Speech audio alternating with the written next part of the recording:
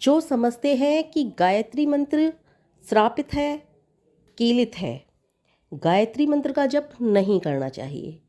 और जो स्त्रियां भी समझती हैं, औरों के जो बात कहते हैं और जो ये बोलते हैं कि स्त्रियों को गायत्री जप नहीं करना चाहिए और वो अपने आप पर विश्वास नहीं करती, मैं उनके लिए कह रही हूँ।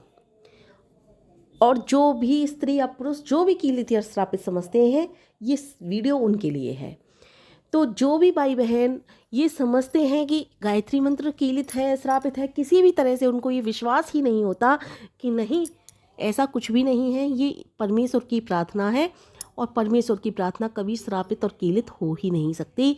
उनके दिमाग में ये विचार सदैव बना रहता है कि नहीं, गायत्री मंत्र तो श्रापित है, कीलित है, और उनकी समझ नहीं आता क्या ध्यान करें, क्या जप करें, क्या पूजा पाठ करें। असमंजस्य में बने रहते हैं और काफ़ी दिनों तक गायत्री जप किया है, काफ़ी दिनों तक गायत्री जप किया है। पहली बात तो जो लोग काफ़ी दिनों तक गायत्री जप करते हैं उनके दिमाग की ये शंका हमेशा के लिए मिट जाती है कि गायत्री मंत्र श्रापित है या कीलित है। लेकिन फिर भी उनके काम नहीं बन पा रहे, बिगड़ जाते हैं और फिर वो उनके दिमाग में यही बात आ जाती है कि नहीं, इसीलिए शायद हमारा कोई काम नहीं बन रहा कि गायत्री मंत्र श्रापित है, कीलित है, शायद इसीलिए हमारा कोई सही ठीक ठाक कोई भी कार्य सुचारू रूप से नहीं चल पा रहा, क्योंकि गायत्री मंत्र श्रापित है, कीलित है। तो मैं आपसे एक बात कहती हूँ कि, और फिर वो डरते भी हैं कि कहीं गायत्री मंत्र छोड़ने से कुछ गलत तो नहीं होगा। तो मैं उनसे एक बात कहना चाहती हूँ कि परम पिता परमेश्वर को आप किसी भी रूप में भज लो, लेकिन सर्वोत्तम नाम उनका ओम है और गायत्री मंत्र कोई श्रापित और कीलित है नहीं, पहली बात। तो दूसरी बात, अगर आपको लगता है तो गायत्री मंत्र केवल एक प्रार्थना है, मंत्र है, और उसका जो मंत्र में जो शब्द है वो ऐसे शब्दों का जोड़ है जो गागर में सागर रूपी शब्द हैं, जिनके कई प्रकार के अर्थ निकलते हैं, कई प्रकार से उसकी प्रार्थना बन सकती है। और आपको अगर लगता है कि गायत्री मंत्र श्रापित है, कीलित है, तो उसके प्रारंभ में भी ओम शब्द आता है और आप ओम का जाप कर सकते हो। बेझिझक गायत्री मंत्र का जाप कुछ दिन के लिए छोड़ करके देख लीजिए और ओम का जाप स्टार्ट कर सकते हो, क्योंकि ओम का जाप करने में और गायत्री मंत्र छोड़ने में आपको यहाँ पर कोई हानि नहीं होगी। क्यों नहीं होगी? क्योंकि हम परमपिता परमेश्वर का ही नाम ले रहे हैं, हम किसी और चीज़ का नाम नहीं ले रहे। पहली बात तो मैं यही कहूँगी कि गायत्री मंत्र कभी श्रापित नहीं है, कभी कीलित नहीं है। फिर भी आपके दिमाग में ये शंका घुस गई है कि हमारा कोई काम नहीं बन रहा है, सब काम बिगड़ रहे हैं और गायत्री मंत्र को हम छोड़ नहीं सकते, यानी कि अपने आप को बंधा बंधा महसूस कर रहे हैं। कुछ ऐसा ही एक मेरे से किसी ने सवाल किया था, उसके बाद ये मैंने वीडियो बनाई है।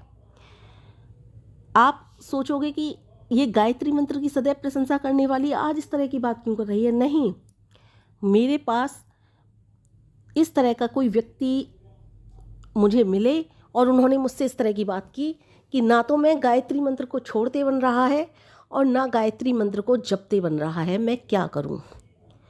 तब मैंने जाकर उनकी भी समस्या का समाधान किया और मैंने सोचा हो सकता है उनके अलावा भी ये समस्या बहुत से लोगों को हो, तो आप बेझिझक गायत्री मंत्र को छोड़ सकते हो।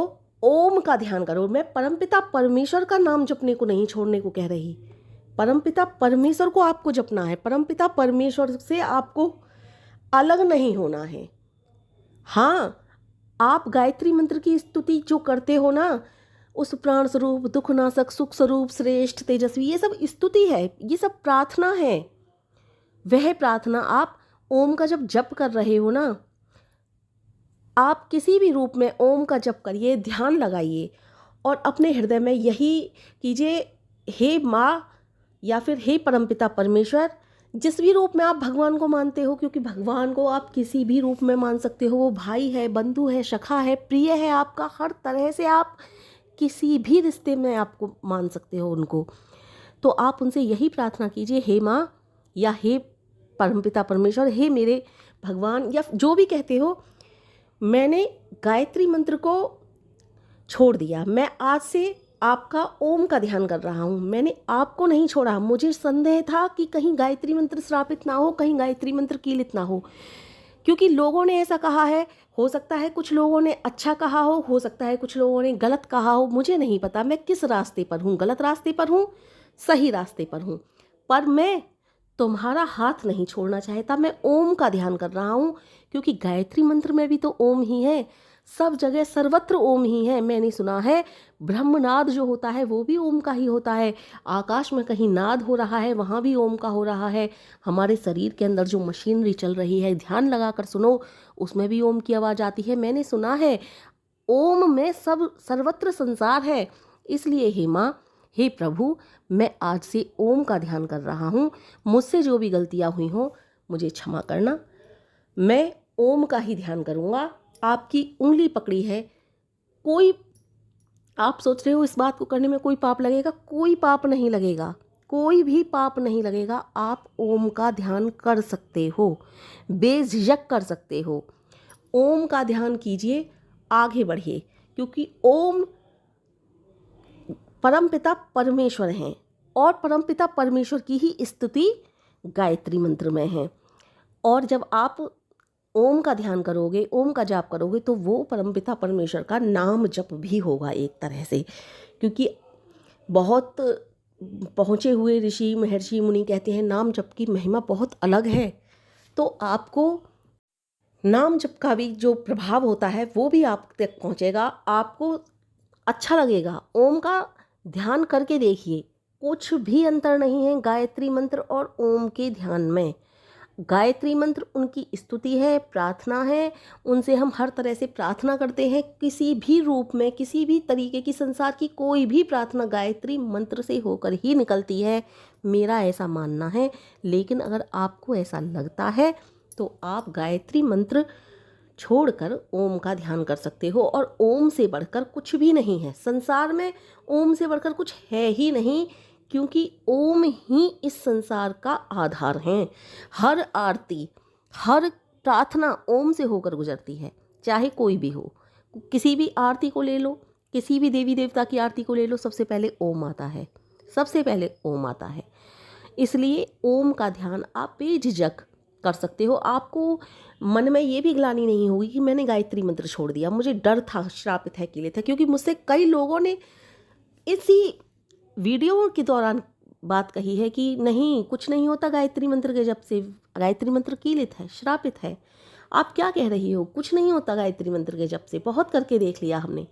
तो भाई ठीक है, आप मनोकामनाएं पूर्ण करने के लिए गायत्री मंत्र का जप करते हो, तो मैं यही कहती हूँ मनोकामनाएं पूर्ण, तो गायत्री मंत्र का जप मनोकामना पूर्ण करने के लिए नहीं होता है। गायत्री मंत्र के जप से मनोकामनाएं भी पूर्ण होती हैं।